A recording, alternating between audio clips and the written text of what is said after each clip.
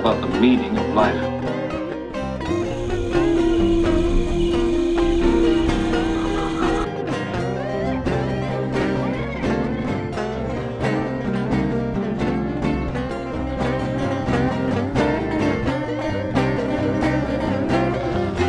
Written like this: Hayward Street, and James Bulmer's 3-year-old brother was critically injured in an auto accident.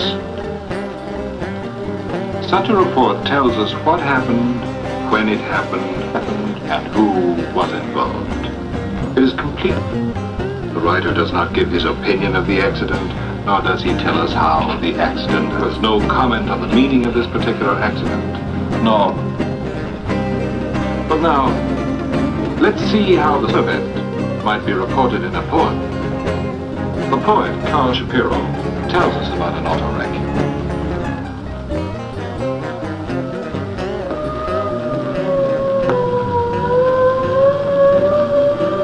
Its quick, soft silver bell beating, and down the dark, one ruby flare, pulsing artery.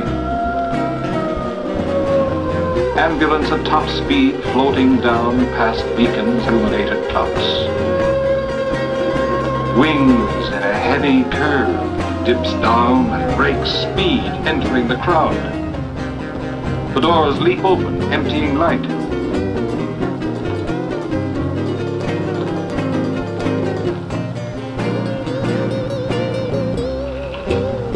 Stretchers are laid out.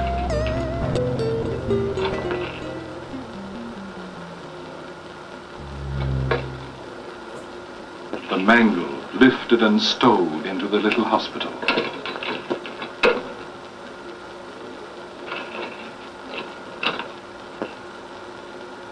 Then the bell, breaking the hush, tolls once.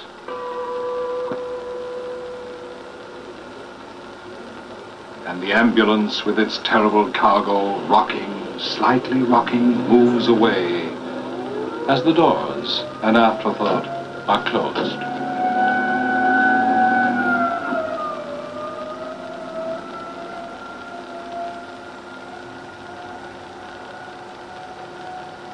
We are deranged, walking among the cops who sweep glass and are large and composed.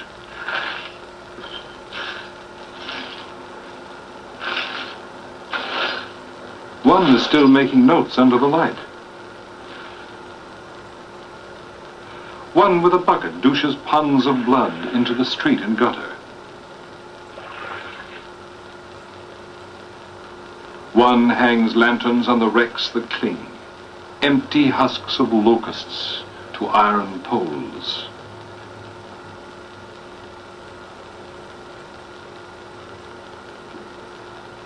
Our throats were tight as tourniquets.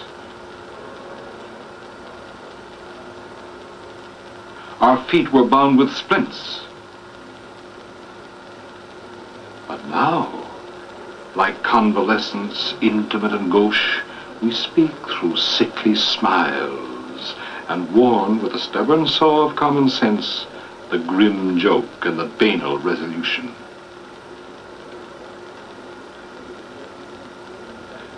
The traffic moves around with care, but we remain, touching a wound that opens to our richest horror.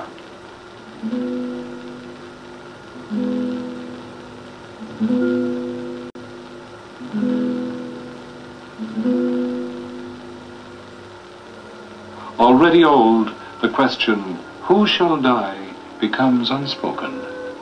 Who is innocent? For death in war is done by hands.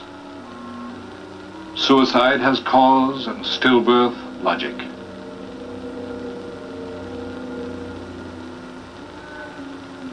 But this invites the occult mind, cancels our physics with a sneer, and spatters all we knew of denouement across the expedient and wicked stones.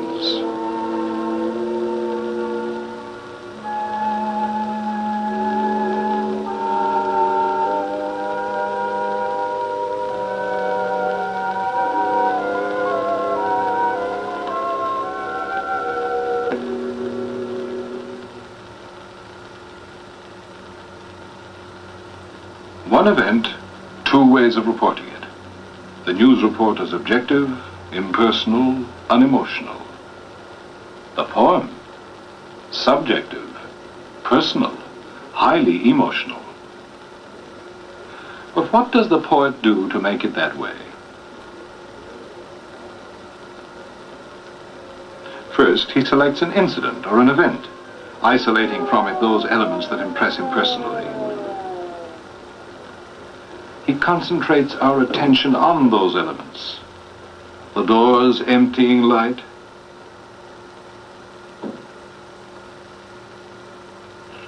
the mangled lifted and stowed, wrecks, empty husks of locusts. He heightens the effect of the elements through image-evoking words and phrases. The coughs who sweep glass, one ruby flare pulsing out red like an artery. Throats tight as tourniquets. But we remain, touching a wound that opens to our richest horror. So, by the selection of specific elements and through the use of highly descriptive words, the poet makes us see as he saw, feel as he felt. His poem becomes an emotional experience in which we participate. Finally, the poet may attempt to make an event meaningful. He tries to extract from it some hard core of thought, some universal human truth or significance. So, the question, who shall die, becomes unspoken. Who is innocent? Through poetry, then, our lives can take on a dimension.